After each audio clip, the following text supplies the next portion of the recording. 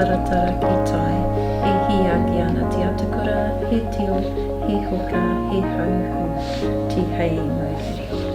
So there was 15 of us all together in our 3-bedroom house.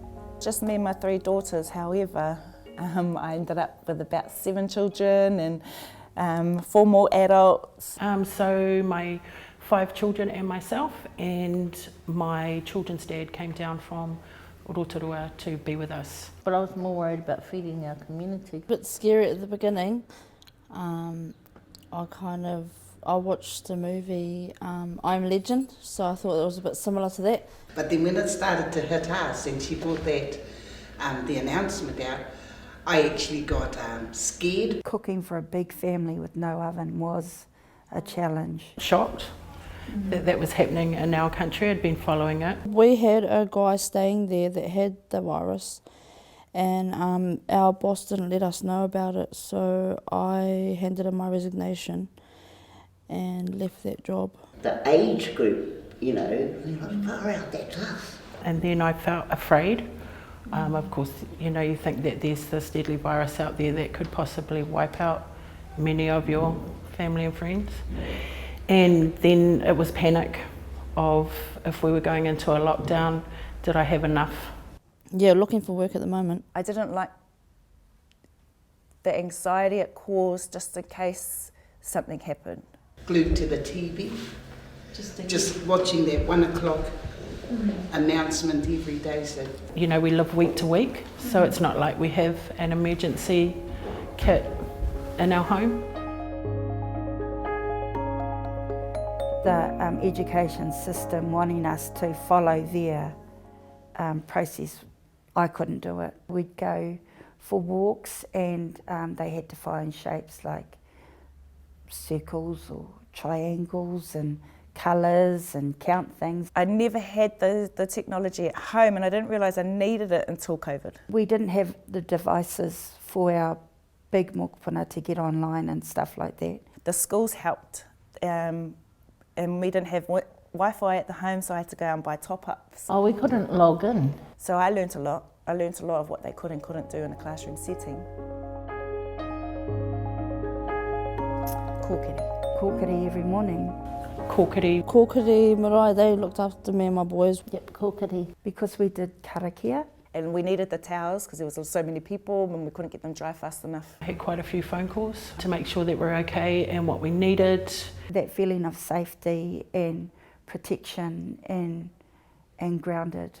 Kōkiri was the sole organisation that supported me and my whānau. They sent food to our house. Big boxes come with big hand sanitisers. There were whānau out there who weren't aware that there was extra support, and so they struggled. I get anxiety, so when I went to Pack and Save, and if I saw the line going around the corner through the car yards, I'm not going shopping. They were delivered with no contact at my front doorstep. So there was a lot of embarrassment that was kind of not there. And it wasn't because I didn't have the puti or I wasted my money on other things, it's just sometimes the smallest things are too overwhelming.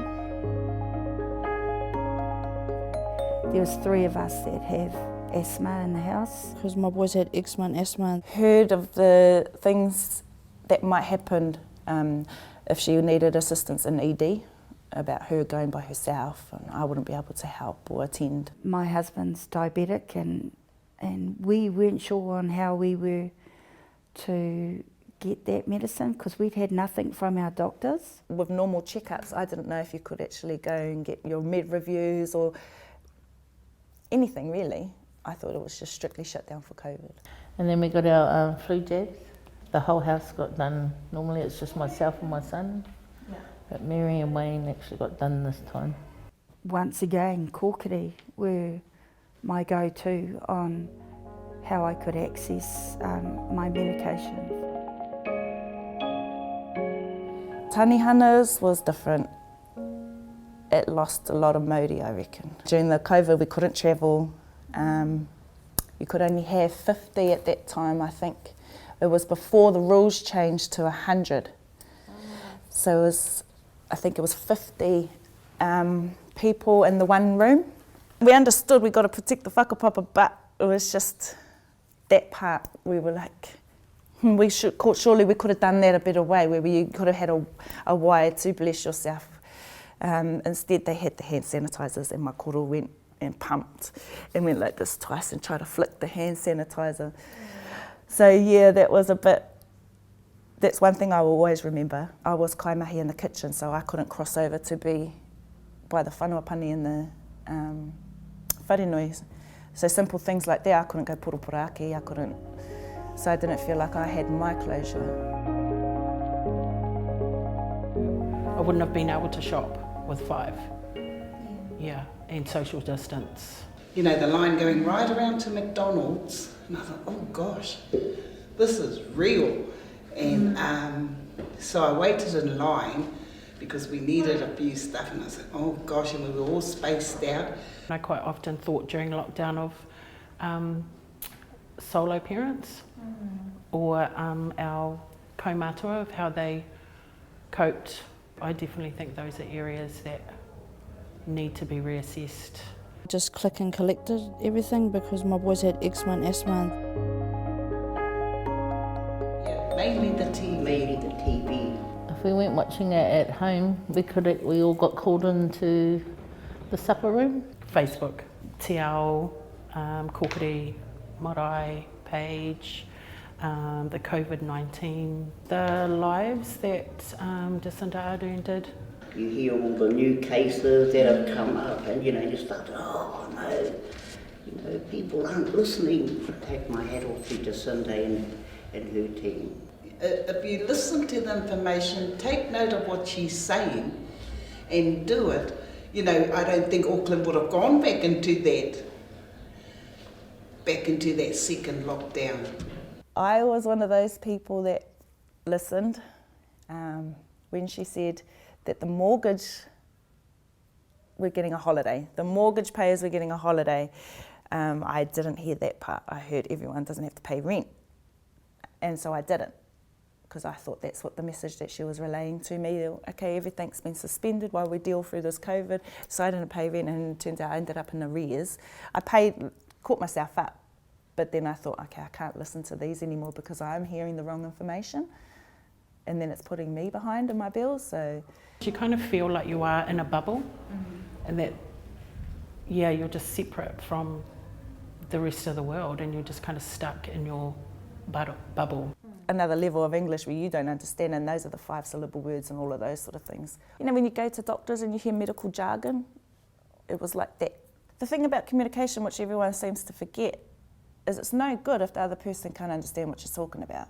So there's, it's just noise then. So if they could use the plainest English, because, New Zealand's made up of not just Māori and Pākehā, there's Samoas, Indians, everything.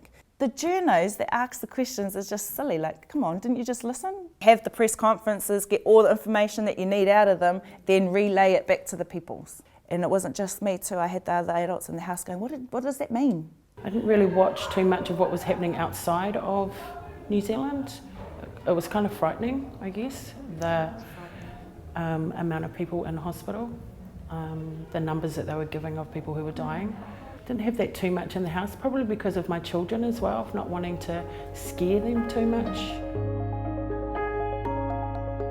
Got me and my kids on an even par. We were working together more as a team instead of mum, children. The way my kids came together to protect all of us, it was really, really nice. How we've become one again. We have found a better way of communicating. We've found a better way of supporting each other and understanding some of the difficulties that some of my whānau are having at the moment. My family got closer. We were able to sit down and talk about the reasons why, and nothing was so rushed. I didn't have this big routine that I had to complete first before I do my children. It's the first time that my husband has actually stopped and spent real quality time with our mokopuna. So they weren't getting like 2 minutes of me, or they were getting the whole day with me, and I was able to sit and explain and have proper conversations with them. A little bit closer than how we were before we were in lockdown. Everyone all of a sudden became walkers with their whānau, and we'd see heaps of families walking past, and I'd go back to COVID again if it happened. Just don't shop crazy. And I don't know what the toilet paper thing's about. I still haven't figured that out. And the other thing would be to look after our elderly, because a lot of them, one of them I still haven't, I don't even know if he's still alive, he used to come to whānau and arms, we still haven't seen him. Vegetable growing, I saw heaps of initiatives like where everyone was doing that, and I just thought, nah, too hard. And I think that'll definitely building me a marakai will definitely be on the list, the next isolation.